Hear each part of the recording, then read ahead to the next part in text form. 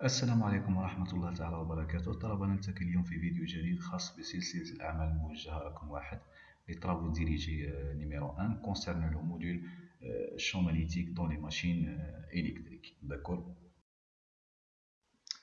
Donc je commence à Talaba par l'exercice numéro 1. D'accord. On considère un système électromagnétique en 2D cartésien. Donc je travaille dans un repère bidimensionnel cartésien, les voies OX, Y. D'accord. Le système est composé d'un aimant permanent, d'accord, avec son rémanence BR. Donc l'aimant permanent se caractérise par une induction ou là une aimantation rémanente, le BR. D'accord. Donc هذا l'élément entouré d'un matériau ferromagnétique de perméabilité μ constante. D'accord. Donc je prends uniquement la zone linéaire de la courbe d'aimantation de ce matériau ferromagnétique. Donc μ, la perméabilité, sera constante dans cette situation. D'accord. Donc j'ai ici le système électromagnétique, comme vous voyez là, un élément permanent se caractérise par l'aimantation ou l'induction rémanente dirigée suivant l'axe OY, comme vous remarquez là. D'accord.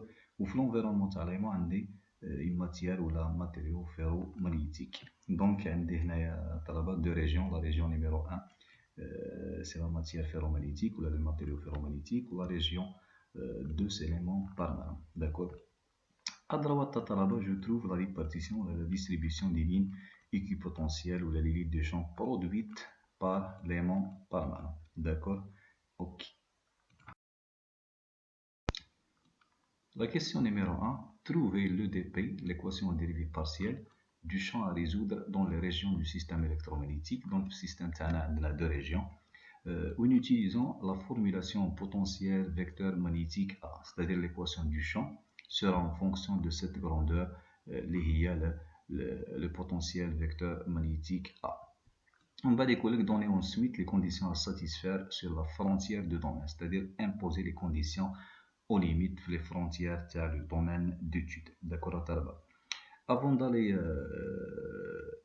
établir l'équation du champ, on doit d'abord déterminer la nature de notre problème. Est-ce que nous sommes dans le cadre de la magnétostatique ou la magnétodynamique? D'accord. On va voir les sources de champ. Les sources de champ magnétique sont les aimants. D'accord. Même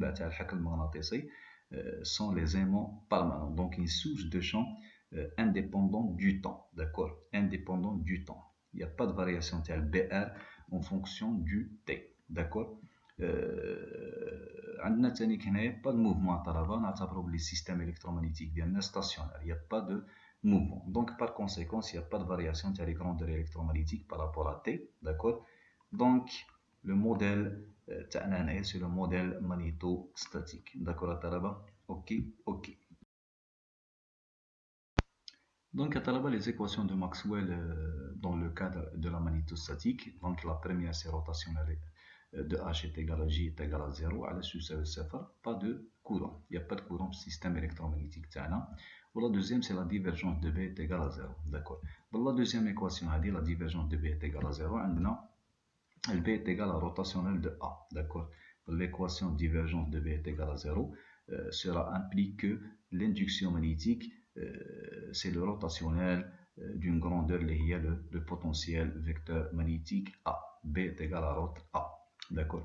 On a la loi de comportement magnétique B est égal à μH plus BR. μH plus BR. Mais l'équation de comportement, je tire le H. H يساوي 1 على μ fois B ناقص BR. D'accord. وتساوي 1 على μ fois rotationnel de A اللي هو B. D'accord. ناقص BR. D'accord. Donc ندخل le rotationnel على l'équation هذه. D'accord. تولي rotationnel de H ماذا يساوي c'est rotationnel 1 على μ rotationnel de A ناقص 1 على μ BR ماذا تساوي الصفر. D'accord. Donc je mets à gauche l'inconnu تاعنا, donc c'est rotationnel 1 على μ rotationnel de A تساوي à droite c'est la source de champ, c'est rotationnel 1 على μ BR. Donc l'équation étoile هذه c'est la formulation de la magnétostatique en potentiel vecteur magnétique. C'est une équation en dérivée partielle. On va voir très prochainement si je vais simplifier cette équation en fonction de les dérivées partielles par rapport à x ou les dérivées partielles par rapport à y. D'accord. Ok. Donc, à Talaba, ici, je viens écrire l'équation dérivée partielle que nous avons déjà établie aux régions du système électromagnétique, c'est-à-dire les régions 1 et 2. Je commence par la région 1, donc c'est la région où se retrouvons le matériau ferromagnétique qui se caractérise par une perméabilité constante liée à mu fer, mu 0 fois mu r fer. Donc l'équation étoile ou l'équation du champ اللي شفناها كيفاش راح توري لك روتاسيونال واحد على ميو فار روتاسيونال دو A est égal à 0. علاش تساوي الصفر طلبه بيسك يا با دو بي ار في لا ريجيون هذه يا با دو بي ار في لا ريجيون 1 هذه داكور طلبه. Donc si je travaille dans un repère bidimensionnel, donc le potentiel est perpendiculaire au plan d'étude اللي هو OXY, donc le potentiel finalement عنده une seule composante اللي هي l'AZ. D'accord طلبه. Donc l'équation étoile كيفاش راح تولي, je fais sortir هذا le terme puisque c'est une constante كيفاش راح تولي لك واحد على ميو فار روتاسيونال دو AZ est égal à 0. D'accord, مع الميو فار c'est une constante, donc راح تولي لك c'est le terme هذا روتاسيونال دو AZ يساوي صفر. روت دو AZ ماذا يساوي طلبه, c'est grade div AZ moins le Laplacien de AZ est égal à 0.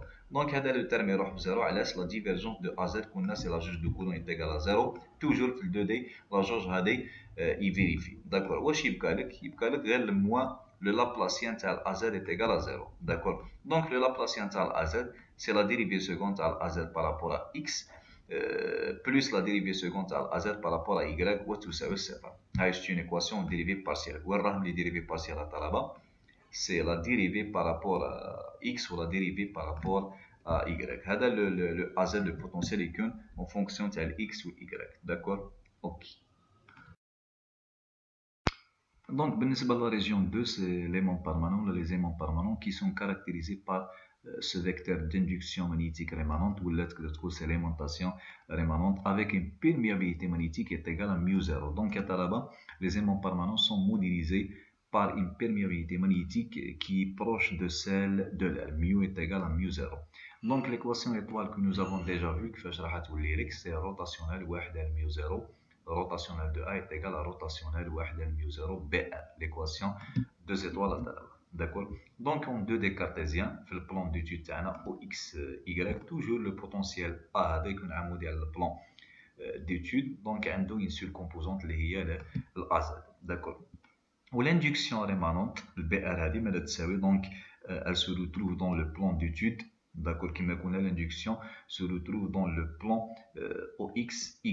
D'accord, donc on a une composante suivante, X qui est BRX, plus une composante suivante, BRY. Ou tout ça, oui, BRY. Donc je considère une direction suivant Y, le vecteur d'induction magnétique rémanent. Donc une aimantation uniforme suivant l'Y. D'accord, donc le BR c'est BRY fois J. Uniquement la composante suivant Y. Puisque je prends le BR dans la direction des Y. D'accord. Donc l'équation 2 étoiles هذه اللي شفناها كيفاش راح تولي لك مع واحد على ميو 0 هذا دونك صور من لي دو بارونتيز هنايا دونك يخرج يتإليمينا. اوكي, كيفاش راح تولي لك سي لا ديريفي سكوند تاع AZ par rapport à X plus la dérivée seconde à AZ par rapport à Y وتساوي moins rotationnel BR Y. D'accord. Donc هذا le terme أو هذا نفسه. donc يبقى لك هذا الروتاسيونال تاع البي ار اي ساهل باش تخدموها طلبه. فينالمون راح تجبر هذا الروتاسيونال تاع البي ار اي ماذا يساوي, سي لا ديريفي تاع البي ار اي بارابور ا اكس. داكور. دونك ليكواسيون ديريفي بارسيال دون لا ريجيون تاع ليمون كيفاش راح تولي لك, سي لا ديريفي سكوند تاع الازات بارابور ا اكس بلس la dérivée seconde à AZ par rapport à Y وتساوي ناقص la dérivée تاع BRY par rapport à X. D'accord الطلبة. Ok. Donc passons maintenant à الطلبة à imposer les conditions à satisfaire aux limites du domaine d'étude تاعنا. Comme vous voyez هنا عندنا 4 limites, la limite 1, la limite 2, la limite 3 et la limite 4. D'accord الطلبة. Vu la distribution des lignes de champ, la forme de la distribution des lignes équipotentielles, donc les conditions limites adéquates pour ce type de problème sont de type Dirichlet, c'est-à-dire le potentiel AZ, يعني l'inconnu تاعنا est égal à 0 فين في les limites تاع le domaine d'étude تاعنا. علاش هذا؟ puisque les lignes de champ واش بهم sont tangentielles aux frontières ولا aux limites. كيما راكم تشوفوا هنايا les lignes de champ sont tangentielles aux frontières, donc j'impose une condition de type Dirichlet les 4 limites, donc A est égal ou la AZ est égal à 0 les 4 limites de domaine d'étude. D'accord. نمروا الآن طلبة la question numéro 2. D'accord. واش تقول هذه la question? Exploiter les symétries géométriques et magnétiques du système pour réduire le domaine à la moitié. D'accord. Puis un quart et donner les nouvelles conditions aux limites. D'accord. طلبة هاو عندنا le système électromagnétique تاعنا. واش يقول لك هنايا؟ نشوفوا اسكو عندنا تناظر هندسي هنايا ولا دي سيميتري جيومتريك ولا دي سيميتري مغنيتيك يعني فيزيك بالنسبه للشو مغنيتيك. داكور. دونك اون سو سيرفون دي زاكس دو سيميتري ولا لي سيميتري هادو جيومتريك ولا مغنيتيك بور ريدوير لو دومين دوتيود تاعهم، يعني صغير مجال الدراسه لواش يقول لك لا مواتي ولا لو كار. داكور طلبه. دونك بالنسبه لي سيميتري يقول لك هنايا لي كونديسيون ليميت تاع الطلبه سون تري اوتيل. لي كونديسيون ليميت اللي نعرفوهم d'accord sont très utiles dans les structures possédant un ou plusieurs axes de symétrie. L'analyse de champ sera effectuée uniquement sur une partie de la structure. يعني il a عندنا حنا des axes de symétrie ou des plans de symétrie. Donc par conséquence je peux réduire le domaine d'étude à la moitié ou le tiers ou le quart ou le sixième, ça dépend. D'accord طلبة؟ Ok.